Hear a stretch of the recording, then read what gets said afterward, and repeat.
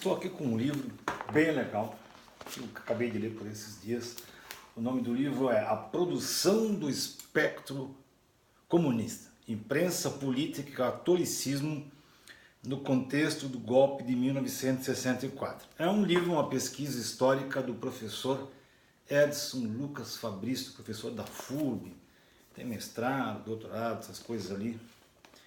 Ele escreveu esse livro aqui, tá a foto do professor ali. É um livro muito bom de ler, parabéns ao professor, escrito muito legal. Aliás, o pessoal da FURB tem muita gente que escreve bacana lá, bem fácil de ler, joinha, tranquilo, tá?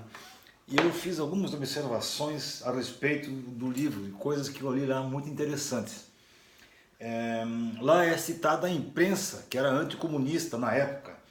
Aí tinha o Mensageiro Artex, o Luzeiro Mariano, que era de uma congregação, né? Eles tinham pregação anticomunista e tal, lá na época 64, naquela época do Jango, aquele negócio todo lá.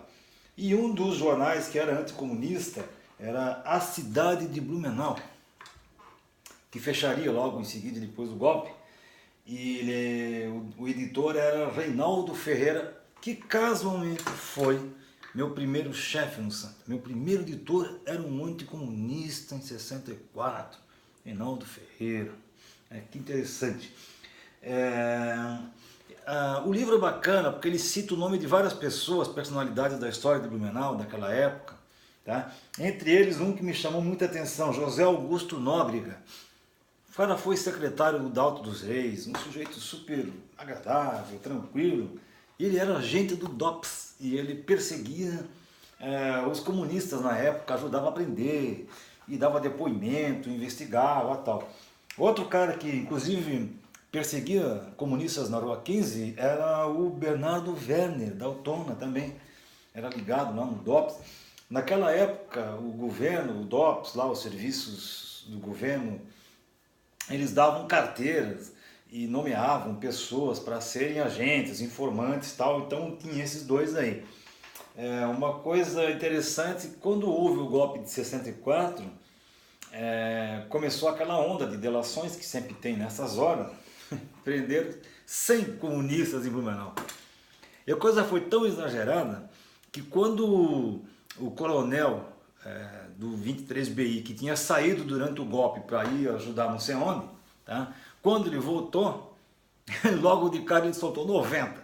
Aí só sobrou 10 comunistas para serem processados, e isso deu origem a um inquérito policial militar lá em Curitiba, que foi onde o professor tirou a maior parte dos dados desse livro aqui. Ele pegou de documentos e depoimentos desse inquérito policial militar lá em Curitiba. Os mais fervorosos anticomunistas é um tal de Tenente Lemos, que ele dava um monte de entrevista, ia na igreja, tal, falava, e ele comparava os comunistas aos bugres. Ele dizia que os comunistas eram bugres, que iam atacar as pessoas e matar e tal. E tinha um tal de Frei Efrem, também aí da Matriz, que também era bastante anticomunista. Uma coisa interessante, isso me chamou a atenção. Em 1959, portanto, 4, 5 anos antes do golpe de 64, foi enviado para Blumenau um agente, tá, chamado Horst Klingners, é um nome alemão. E ele veio para cá para se infiltrar no movimento comunista de Blumenau. Ele era agente do DOPS.